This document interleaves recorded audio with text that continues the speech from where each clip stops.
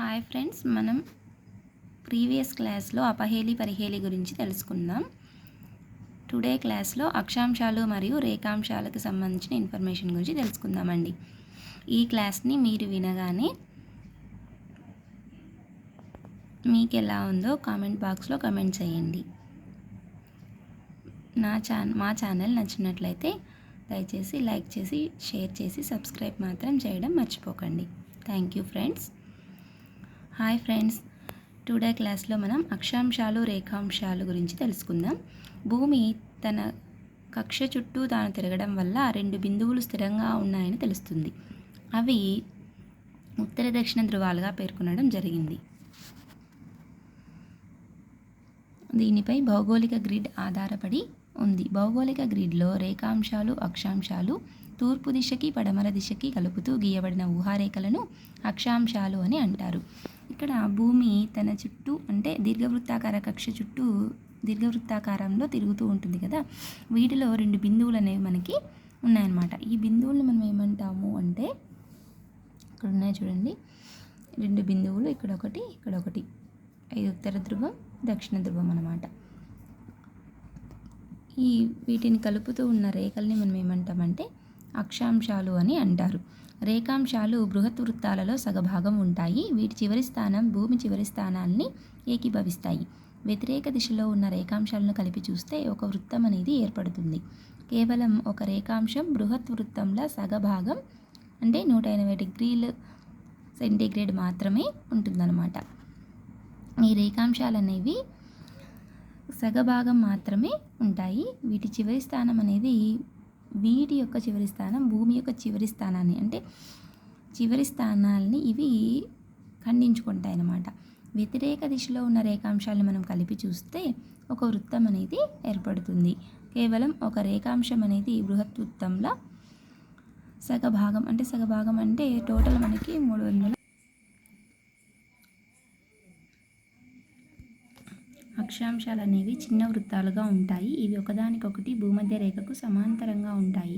ఈ అక్షాంశాలు అనేవి తూర్పు పడమర దిశ గీతలను సూచిస్తుందన్నమాట. గ్లోబుపై అనంతమైన అక్షాంశాలను గీయవచ్చు. అక్షాంశాలు ఎలా ఉంటాయండి, చిన్న చిన్న వృత్తాల్లాగా ఉంటాయి. ఇవి ఒకదానికొకటి ఎలా ఉంటాయంటే భూమధ్య రేఖ ఉంది కదా, వాటికి సమాంతరంగా ఉంటాయన్నమాట. ఈ అక్షాంశాలు అనేవి తూర్పు పడమర దిశ గీతలను సూచిస్తుంది. అంటే అక్షాంశాలు అనేవి ఏ దశ గీతలను చూపిస్తుంది అంటే తూర్పు పడమర దిశ గీతలను సూచిస్తుంది అనమాట. గ్లోబుపై అనంతమైన అక్షాంశాలు మనం గీయవచ్చు. గ్లోబు అందరూ చూసే ఉంటారు కదండి. మనం అక్షాంశాలు రేఖాంశాలు దేశాల గురించి మొత్తం దేని గురించి తెలియజేయాలన్నా గ్లోబు మీదే తెలియజేస్తామన్నమాట. వీటిలో ఎక్కువ అక్షాంశాన్ని గీయవచ్చు. నెక్స్ట్ రేఖాంశాలు పటంపై కానీ గ్లోబుపై కానీ ఉత్తర దక్షిణ ధృవాలను కలుపుతూ భూమధ్య రేఖను ఖండిస్తూ గీసిన అర్ధవృత్తాకారపు ఊహారేఖలను రేఖాంశాలు అని అంటారు. ఒక పటం పైన కానీ గ్లోబు పైన కానీ ఉత్తర దక్షిణ ధృవాలను కలుపుతూ భూమధ్య రేఖను ఖండిస్తూ గీసిన అర్ధవృత్తాకారపు ఊహారేఖలను రేఖాంశాలు అని అంటారన్నమాట. భూమధ్య రేఖ వృత్తాన్ని 360 డిగ్రీలుగా విభజించినట్లయితే బిందువులు అనేవి ఏర్పడతాయి. ఆ బిందువుల గుండా ఉత్తర దక్షిణ ధృవాలను కలుపుతూ 360 అర్ధవృత్తాలను గీయవచ్చు. ఈ ఊహారేఖలే రేఖాంశాలు అని మనము చెప్పొచ్చు అనమాట. ఈ రేఖాంశాలకు సంబంధించి మరికొన్ని అంశాలు మనం తీసుకుంటే, ఈ రేఖలపై ఉన్న అన్ని ప్రదేశాలలో ఒకే సమయంలో సూర్యుడు నిట్ట నిలువుగా ప్రకాశిస్తాడు. అప్పుడు మిట్ట మధ్యాహ్నం అవుతుంది. కాబట్టి వీటిని మధ్యాహ్న రేఖలు అని అంటారు. అంటే మిట్ట మధ్యాహ్నం అనేది అన్ని ప్రదేశాలలో ఒకే సమయంలో ఎప్పుడు మిట్ట మధ్యాహ్నంగా మనం గుర్తిస్తాము అంటే సూర్యుడు నిట్ట నిలువుగా ప్రకాశించినప్పుడు అన్నమాట. అంటే దీని గురించి తెలియజేసేవి ఏవి అంటే రేఖాంశాలు. లండన్ నగర సమీపంలోని గ్రీనిచ్ ఖగోళ పరిశోధనా కేంద్రం మీదుగా వెళ్ళే రేఖాంశాన్ని ప్రామాణిక లేదా ముఖ్య రేఖాంశంగా గుర్తించారనమాట. ప్రామాణిక రేఖాంశం అని దేన్ని అంటారు అంటే లండన్ నగర సమీపంలోని గ్రీనిచ్ ఖగోళ పరిశోధనా కేంద్రం మీదుగా వెళ్ళే రేఖాంశం. దీనినే 0 డిగ్రీస్ లేదా గ్రీనిచ్ రేఖాంశం అని కూడా అంటారు. ఈ గ్రీనిచ్ రేఖకు తూర్పు 180 డిగ్రీల వరకు 180 తూర్పు రేఖాంశాలు ఉన్నాయన్నమాట. ఈ విధంగా రేఖాంశాలు 0 to 180 degrees వ్యాప్తిలో తూర్పు లేదా పడమరకి ఉంటాయి. అంటే తూర్పు లేదా పడమరకి వ్యాపించి ఉన్న రేఖాంశాల యొక్క కోణం ఎంత అంటే 0 to 180 degrees. సాధారణంగా 77 degrees 03 minutes లేదా 41 minutes అంటే వెస్ట్ అని రాయగా, దీన్ని గ్రీనిచ్కి పడమర రేఖాంశం 77 degrees 3 minutes లేదా 41 seconds అని చదువుతామన్నమాట. గ్లోబుపై రేఖాంశాల మధ్య దూరం ధృవాల వైపు పోయే కొద్దీ తగ్గుతుంది. భూమధ్య రేఖపై 1 డిగ్రీ పొడవు సుమారు 111 కిలోమీటర్లు లేదా 69 మైళ్ళు అని అంటాం.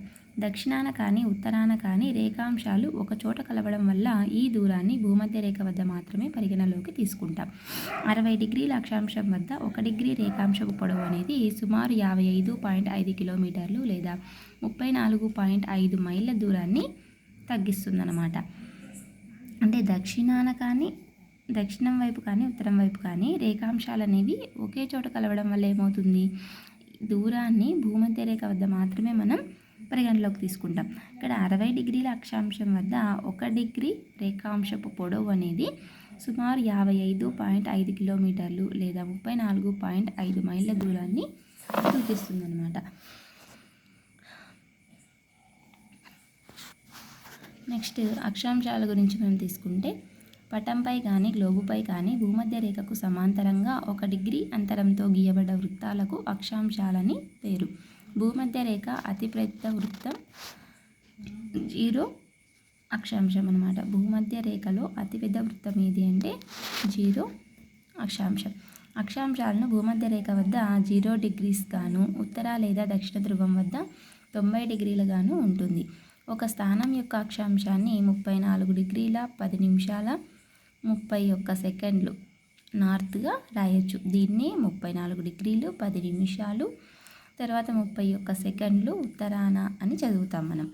ఒక ప్రదేశం యొక్క అక్షాంశం రేఖాంశం ఇచ్చినట్లయితే భౌగోళిక గ్రిడ్ దృష్ట్యా ఆ ప్రదేశం ఖచ్చితంగా గుర్తించబడుతుంది.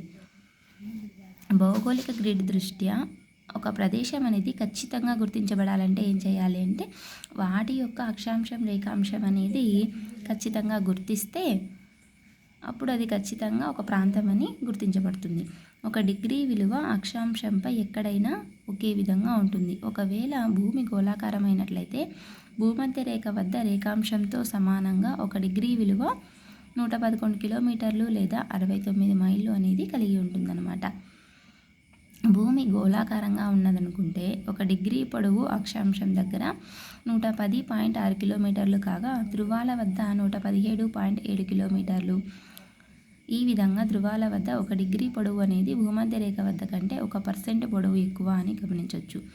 భూమధ్య రేఖ 90 డిగ్రీల నార్త్, 90 డిగ్రీల సౌత్ ఈ మూడింటితో పాటు కర్కట రేఖ 23.5 డిగ్రీల నార్త్, మకర రేఖ 23.5 డిగ్రీల సౌత్ అన్నమాట.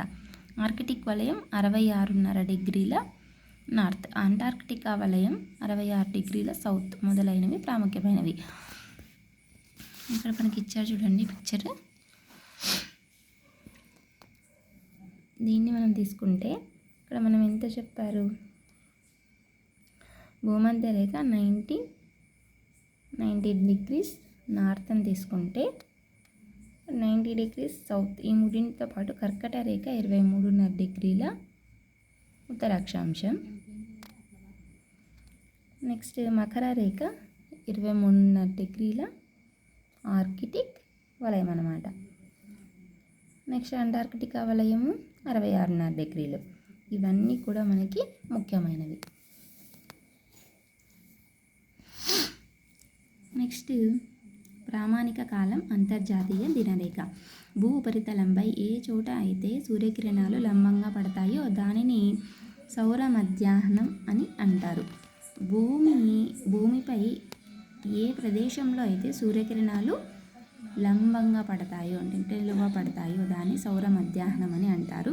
రేఖాంశాన్ని మధ్యాహ్న రేఖాంశంగా, దీనికి వ్యతిరేక దిశలో ఉన్న రేఖాంశాన్ని అర్ధరాత్రి రేఖాంశంగా పిలుస్తారు. భూమి తన కక్ష చుట్టూ తాను తిరగడం వల్ల మధ్యాహ్న అర్ధరాత్రి రేఖాంశాలు పశ్చిమం వైపు వంగి ఉంటాయి. భూమి అనేది తన కక్ష చుట్టూ తాను ఉంటుంది కదా, అప్పుడు మధ్యాహ్న అర్ధరాత్రి రేఖాంశాలు అనేవి పశ్చిమం వైపు వంగి ఉంటాయి. మధ్యాహ్న రేఖాంశం అనేది ఉదయం మధ్యాహ్నంలను విడదీయగా, అర్ధరాత్రి రేఖాంశం అనేది క్యాలెండర్లోని ప్రస్తుత రోజు మరుసటి రోజును వేరు చేస్తుంది. భూమి తన అక్షంపై తన చుట్టూ తాను తిరగడానికి 1 రోజు లేదా 24 గంటల సమయం పడుతుంది. భూమి తన అక్షంపై తన చుట్టూ తాను తిరగడానికి ఎంత సమయం పడుతుంది అంటే 1 రోజు, లేదా దీన్ని 24 గంటల సమయం అని కూడా చెప్పొచ్చు. అందువల్ల భూమి గంటకు 15 డిగ్రీల రేఖాంశాల దూరం తిరుగుతుందన్నమాట. అంటే 360 డిగ్రీలు లేదా 24 గంటల 15 డిగ్రీలు. 1 డిగ్రీ దూరం తిరగడానికి ఎంత సమయం పడుతుంది అంటే 4 నిమిషాల సమయం పడుతుంది. అప్పుడు 60 నిమిషాలు లేదా 15 డిగ్రీలు = 4 నిమిషాలు అని మనం చెప్పొచ్చు. గ్రీనిచ్ రేఖాంశాన్ని ప్రామాణికంగా తీసుకున్నప్పుడు ఈ రేఖ తూర్పుగా పోయిన కొద్దీ 1 డిగ్రీకి 4 నిమిషాల కాలం పెరుగుతుంది. ఒక రేఖాంశంపై పగలు సూర్యుడు నడినెత్తిన ప్రకాశించినప్పుడు 12 గంటలు, మిట్ట మధ్యాహ్నంగా నిర్ణయించిన కాలాన్ని స్థానిక కాలమానం అని అంటారు. ఈ స్థానిక కాలం ప్రతి డిగ్రీకి 4 నిమిషాల చొప్పున మారుతూ ఉంటుంది. ఇక్కడ మనకు ఒక రేఖాంశంపై సూర్యుడు నడినెత్తి మీద వచ్చినప్పుడు దాన్ని మనం ఎంత సమయంగా తీసుకుంటామంటే 12 గంటలు. మిట్ట మధ్యాహ్నంగా నిర్ణయించిన కాలం స్థానిక కాలమానం అన్నమాట. అంటే స్థానిక కాలమానం ప్రకారం మిట్ట మధ్యాహ్నంగా 12 గంటల్ని మనం నిర్ణయించాం. ఈ స్థానిక కాలం ప్రతి డిగ్రీకి 4 నిమిషాల చొప్పున మారుతూ ఉంటుంది. ఇక ప్రామాణిక కాలం తీసుకుంటే ఒక ప్రాంతానికి, ఒక దేశానికి ఒక ప్రామాణిక రేఖను గుర్తించి లేదా నిర్ణయించి ఆ రేఖాంశంపై ఉన్న స్థానాలన్నింటికీ ఒకే సమయంలో మిట్ట మధ్యాహ్నం అనేది అవుతుంది. ఒక ప్రాంతానికి లేదా ఒక దేశానికి ఒక ప్రామాణిక రేఖను మనం గుర్తించామనుకోండి, ఆ రేఖాంశం ఉన్న స్థానాలన్నింటికీ ఒకే సమయంలోనే మిట్ట మధ్యాహ్నం అవుతుంది. దీనిని మనం ప్రామాణిక కాలంగా వ్యవహరిస్తున్నాం. ప్రపంచానికి గ్రీనిచ్ రేఖను ప్రామాణికంగా నిర్ణయించినందున గ్రీనిచ్ కాలమానాన్ని దీనిని GMT ప్రామాణిక కాలమానంగా వాడుతున్నారు. ప్రపంచంలోని అన్ని దేశాల్లోని అన్ని రేఖాంశాలపైన ప్రామాణిక కాలాన్ని నిర్ణయిస్తారు. వివిధ దేశాల్లో ప్రజలు తమ సౌకర్యార్థం వివిధ స్థానిక ప్రామాణిక కాలాలను నిర్ణయించుకున్నారు. భారతదేశంలో 82.5 డిగ్రీల తూర్పు రేఖాంశాన్ని ప్రమాణంగా తీసుకున్నారనమాట. అంటే ప్రామాణిక కాలంగా భారతదేశంలో ఏ కాలాన్ని ప్రమాణంగా తీసుకున్నారు అంటే 82.5 డిగ్రీల తూర్పు రేఖాంశం. ఇది ఆంధ్రప్రదేశ్ రాష్ట్రంలోని కాకినాడ పట్టణం దగ్గర పోతుంది. ఈ 82.5 డిగ్రీల తూర్పు రేఖాంశం అనేది ఆంధ్రప్రదేశ్లో ఏ రాష్ట్రం గుండా వెళ్తుంది అంటే కాకినాడ పట్టణం గుండా వెళ్తుందన్నమాట. అందువల్ల మన దేశపు ప్రామాణిక కాలం IST అంటే ఇండియన్ స్టాండర్డ్ టైం. దీనిని గ్రీనిచ్ కాలానికి GST 5:30 గంటల ముందు ఉంటుందన్నమాట. నెక్స్ట్ మనం అంతర్జాతీయ దినరేఖ గురించి తీసుకుంటే 180 డిగ్రీల రేఖాంశాన్ని అంతర్జాతీయ దినరేఖగా మనం ప్రపంచంలోని అన్ని దేశాలు గుర్తించాయి. అంతర్జాతీయ దినరేఖ అని ఏ రేఖాంశాన్ని అనొచ్చు అంటే 180 డిగ్రీల రేఖాంశం. ఈ దినరేఖకు ప్రత్యేకత అనేది ఉంది. అదేది అంటే అది గ్రీనిచ్ రేఖాంశానికి తూర్పుగా పయనిస్తే ప్రతి డిగ్రీ దూరానికి 4 నిమిషాలు ముందుగా జరిగిపోతుంది. ఈ విధంగా గ్రీనిచ్ కాలానికి 15 డిగ్రీల తూర్పు రేఖాంశానికి 1 గంట కాలాన్ని కలుపుతూ పోతే 180 డిగ్రీల రేఖాంశమైన అంతర్జాతీయ దినరేఖ సమీపించేసరికి 1 రోజు ముందు జరుగుతుందన్నమాట. ఈ కాలం అనేది మనం జాగ్రత్తగా గుర్తుపెట్టుకోవాలండి. Very very important. దీనికి ఎగ్జాంపుల్ తీసుకుంటే 180 డిగ్రీల రేఖాంశం వద్ద ఆసియా వైపు సోమవారం అయితే 180 డిగ్రీల రేఖాంశం వద్ద అమెరికా వైపు ఆదివారం అవుతుంది. అంటే 1 రోజు ముందవుతుంది అన్నమాట. అదేవిధంగా గ్రీనిచ్ రేఖాంశంపై ఆదివారం సాయంత్రం 6 గంటలకు బయలుదేరి పశ్చిమంగా పయనించి అంతర్జాతీయ దినరేఖను చేరడానికి ప్రతి 15 డిగ్రీల దూరానికి 1 గంట కాలం తగ్గిస్తూ పోతే 179 డిగ్రీల పశ్చిమ రేఖాంశం చేరేటప్పటికి ఆదివారం ఉదయం 5:56 అవుతుంది. అంటే అంతర్జాతీయ దినరేఖకు ఒకవైపు సోమవారం, మరొక వైపు ఆదివారం ఉంటుంది. అందువల్ల అంతర్జాతీయ దినరేఖ పశ్చిమం నుంచి తూర్పు వైపు వెళ్ళే కొద్దీ ఒక రోజు మనం ఎక్స్ట్రాగా కలుపుకోవాలన్నమాట. తూర్పు నుంచి పశ్చిమంగా వెళ్ళినట్లయితే ఒకరోజు మినహాయించుకోవాలి. అంతర్జాతీయ దినరేఖ 180 డిగ్రీలు చాలా వరకు పసిఫిక్ మహాసముద్రం మీదుగా పోతుంది. ఈ రేఖపై భూభాగం తక్కువ, అందువల్ల అంతర్జాతీయ దినరేఖ ఈ రేఖాంశాన్ని అనుసరించి పోతుంది. ఒక దేశంలోని పరిపాలనలో ఉన్న భూభాగాల గుండా దీవుల గుండా పోయినప్పుడు ఆ భూభాగం కానీ ఆ దీవులు కానీ ఏదో ఒక వైపుకు వచ్చే విధంగా అంతర్జాతీయ దినరేఖను గీశారు. దీనివల్ల ఒకే దేశంలో ఒకే కాలంలో 2 విభిన్న రోజులు లేకుండా చేయడానికి ఉపయోగపడుతుంది. ఈ విధమైన లక్షణాలు కలిగి ఉండడం వల్ల 180 డిగ్రీల రేఖాంశాన్ని అంతర్జాతీయ దినరేఖగా వాషింగ్టన్ డీసీ 1884లో జరిగిన ఇంటర్నేషనల్ ఇండియన్ కాన్ఫరెన్స్లో దీనిని గుర్తించడం జరిగింది.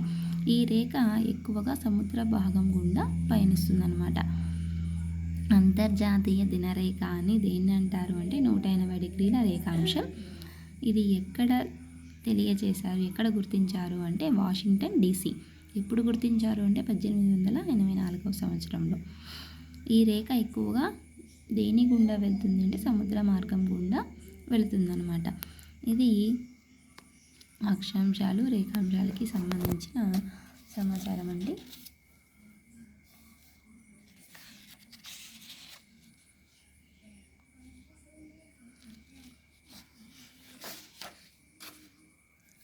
ఈరోజు మనం అక్షాంశాలు రేఖాంశాలు, తర్వాత ప్రామాణిక కాలం, నెక్స్ట్ అంతర్జాతీయ దినరేఖకు సంబంధించిన టాపిక్స్ తెలుసుకున్నామండి. ఈ టాపిక్కి సంబంధించిన డౌట్స్ ఏవైనా ఉంటే మీరు కామెంట్స్ బాక్స్లో తెలియజేయండి. మా ఛానల్ నచ్చినట్లయితే దయచేసి లైక్ చేసి షేర్ చేసి సబ్స్క్రైబ్ చేయండి. Thank you.